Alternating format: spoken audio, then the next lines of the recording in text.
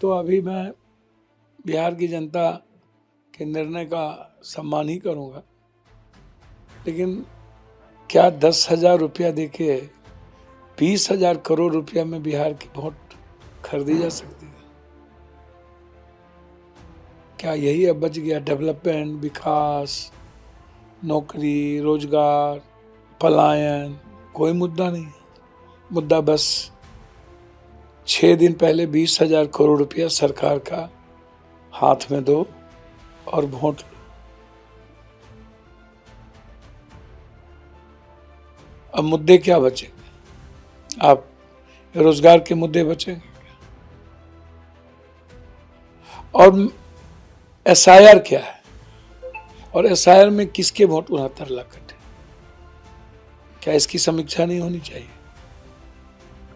और क्या ऐसा मैंडेट का बिहार की जनता में कोई हवा था? मैं मानता हूं कि सरकार एनडीए की बनती, लेकिन क्या ये मैंडेट था जनता का? या हम लोग से कोई गलती हुई? जिम्मेदारी कौन लेगा इस बात की?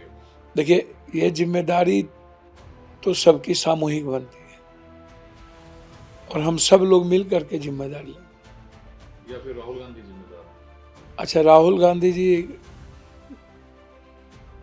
जिम्मेदार कैसे होंगे? निर्णय है प्रदेश का, मुख्यमंत्री राहुल गांधी जी ने, पार्टी ने, हमारे गठबंधन ने तेजस्वी यादव जी को मुख्यमंत्री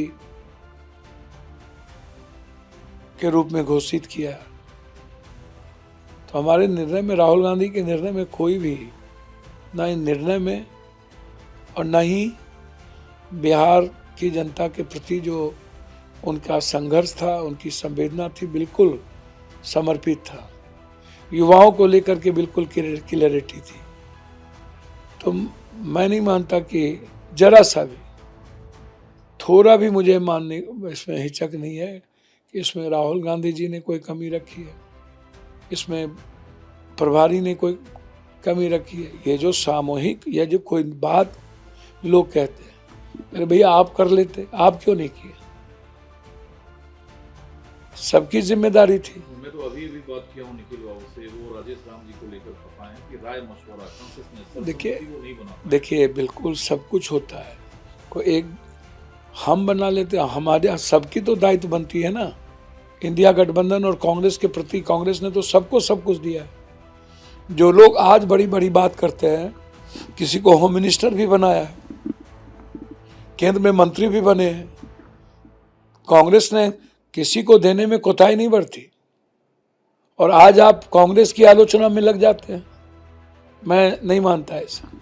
कांग्रेस की आलोचना में कोई मतलब नहीं है। लेकिन कुछ तो आपके मन और दिल में था, क्योंकि काफी पहले से आप नीतीश जी को लेकर बार बार ये मीडिया बयान देते थे कि नीतीश जी को आना चाहिए। देखिए, मैं हमेशा, बिल्कुल मैं हमेशा कहता रहा हूँ कि नीतीश जी का जो संस्कृति है, उनके जो विचार है, गांधीयन विचार, कर्पूरी जी, जेपी लोहिया के विचार, वो दूर दूर तक भाजपा के साथ कहीं भी पारस्परिक विचारों का मेल जोल नहीं है। भाजपा नाथूराम गोडसे के विचारों से हमेशा एग्रेशन में चलती। नीतीश जी एक सेकुलर सोच के लोग हैं, एक समाज के अत्यंत पिछड़ा, गरीब, दलितों के विचारों को लेकर के चलते हैं। मैं हमेशा कहा हूँ कि नीतीश कुमार जी का जो घर है वो इंडिया घर है, और आज भी मैं कह रहा हूँ कि मेरे मन में हमेशा थी कि एक युवा नेतृत्व कोई ना कोई करे, चाहे वो तेजस्वी यादव जी करे, चाहे निशांत जी करे, कोई ना कोई करे। मैं लगातार इस बात को लेके चिंतित रहता था। अब मुझे कभी कभी लगता है कि ये जो पॉलिटिकल घटनाक्रम में क्या है, ये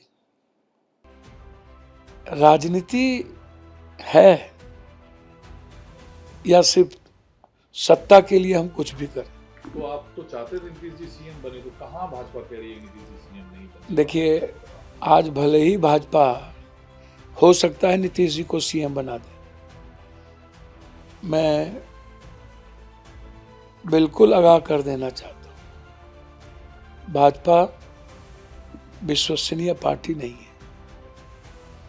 भाजपा किसी भी परिस्थिति में लंबे समय तक नीतीश जी को नहीं ले जा पाएगी। आज वक्त है कि एक व्यवहार कुशल और वैचारिक नेतृत्व जो निशांत के रूप में उभरा है, यदि इंडिया गठबंधन को चाहिए उन्हें ऑफर करें और उनको हर परिस्थिति में। तो तेजस्वी जी को तो जनता ने नकार दिया है, तो निशांत के नाम पर क्या कैलकुलेशन आपका है? अब निशांत जी का नाम मैं तो कह ही रहा हूं कि अब युवा नेतृत्व की जरूरत है इस बिहार में। नीतीश जी नहीं, निशांत। मैं नीतीश जी बने, मुझे कोई दिक्कत नहीं है। मैं हमेशा नीतीश जी के व्यक्तिगत उनके हर अच्छाइयों के साथ हूँ और वो अच्छे इंसान है, मैं हमेशा कहता हूँ। लेकिन वर्तमान समय में यही वक्त है और ये पुकार है युवा नेतृत्व की, और ऐसे समय में ही नीतीश जी को निर्णय लेना चाहिए। और वक्त आ गया है निशांत को आगे करने की, ताकि बीजेपी को भविष्य में कोई मौका ना मिले पीठ में खंजर भोंके। तो फार्मूला क्या आपके पास है निशांत को? भैया बहुत क्लियर है, कांग्रेस है, मीम है, मीम सेकुलर सोच के लोग हैं, वो तो इधर उधर जाएंगे नहीं। माले है, आरजेडी है, निश्चित रूप से तेजस्वी जी गले लगाएंगे अपने भाई, लगा लेंगे, लगाना ही चाहिए। बिहार के रेस्पेक्ट और भविष्य, देश की भविष्य को यदि सुरक्षित देखना चाहते हैं तो जदयू को हर परिस्थिति में स्वागत करना चाहिए इंडिया गठबंधन। पहल कौन करेगा इसको? अब पहल तो उन्हीं को करना है, मैं तो सिर्फ स्वागत ही करूंगा और मैं युवा नेतृत्व की ही बात करूंगा।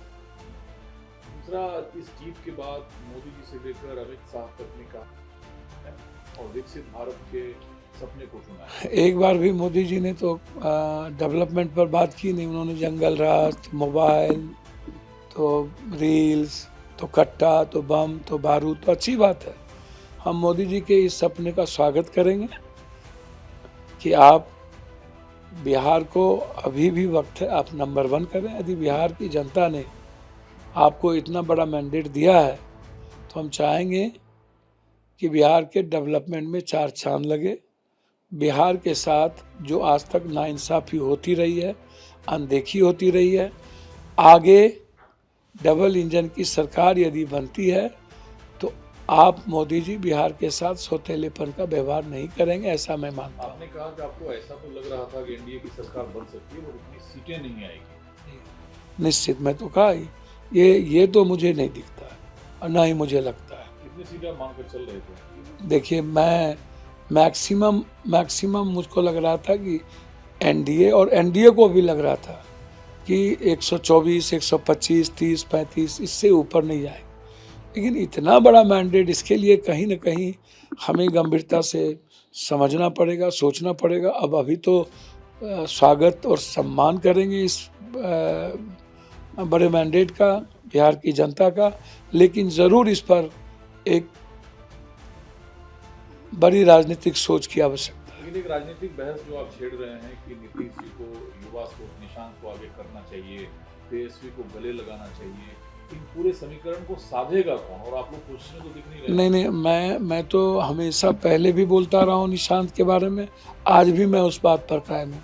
एक नए जनरेशन और जनता दल यू को बचाना है तो निशांत को, नीतीश जी को लाना ही चाहिए, मैं ऐसा मानता हूँ। बीजेपी आउट नहीं, मैं नहीं कहूँगा बीजेपी आउट, मैं चाहूँगा कि निशांत को लाएं, और बीजेपी एक्सेप्ट करे न करे, हम तो चाहेंगे कि इंडिया गठबंधन को एक्सेप्ट करना चाहिए।